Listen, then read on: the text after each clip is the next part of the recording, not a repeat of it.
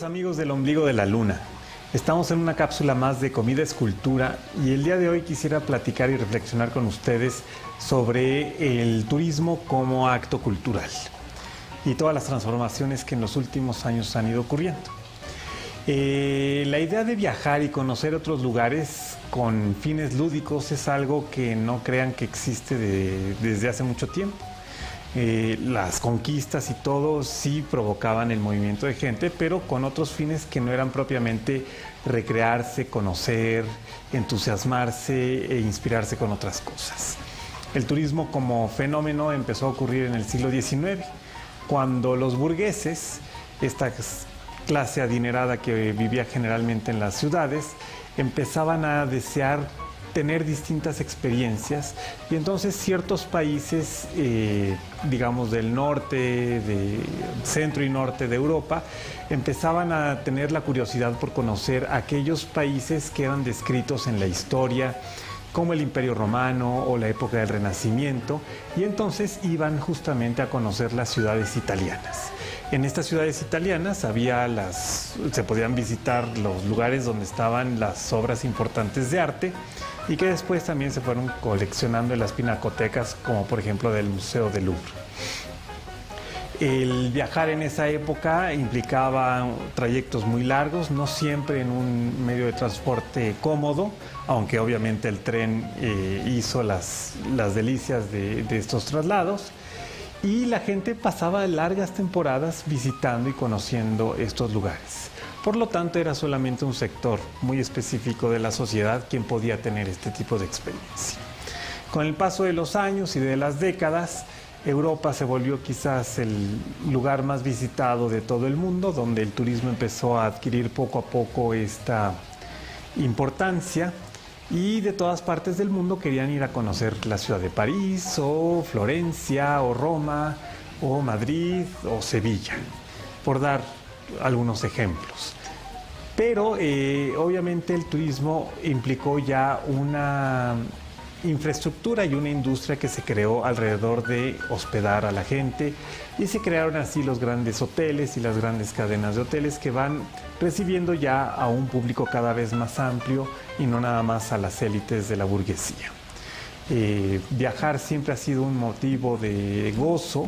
y conocer otras culturas siempre va ampliando el horizonte de todos nosotros, y es yo creo que uno de los grandes placeres que no nos podemos perder.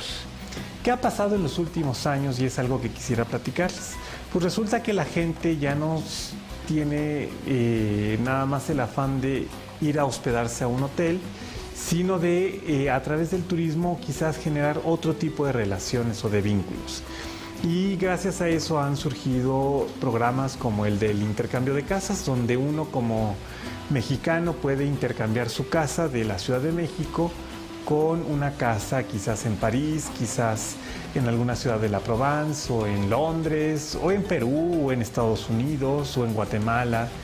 A mí me ha tocado viajar de esta forma y es una forma muy padre de conocer las otras culturas. Primero porque te relacionas a través del correo electrónico con una gente que va a venir a tu casa y que te va a recibir a su vez en la suya. Entonces empiezan las pláticas de decir qué te gusta, qué quieres visitar de la ciudad, qué es lo que te apasiona o por qué estás queriendo viajar a conocer ese lugar, qué recomendaciones puedes hacer tú como gente oriunda a las otras personas y recibir los mismos consejos, y muchas veces terminas conociendo a sus amigos y demás.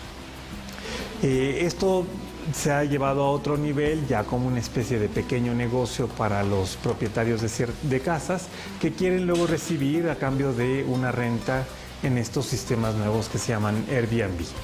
Pero una de las cosas que me llama la atención es cómo esta nueva forma de buscar experiencias no se ha quedado solamente en el hospedaje, sino también en la comida.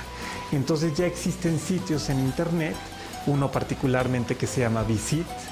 en donde uno puede ir a comer con una gente que te prepara una comida tradicional en su casa, o con un chef que decide en su propia casa o en algún lugar particular, en un sitio histórico, darte de comer un menú especial. Y ya no es como ir al restaurante donde van a atender a unos 50, 60 comensales a lo largo de todo un turno de la comida, sino alguien que te va a recibir como se le dice en francés, en petit comité, en donde vas a ir probando las cosas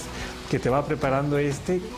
te está platicando y puedes conocer a más gente que al igual que tú quiere vivir esta experiencia.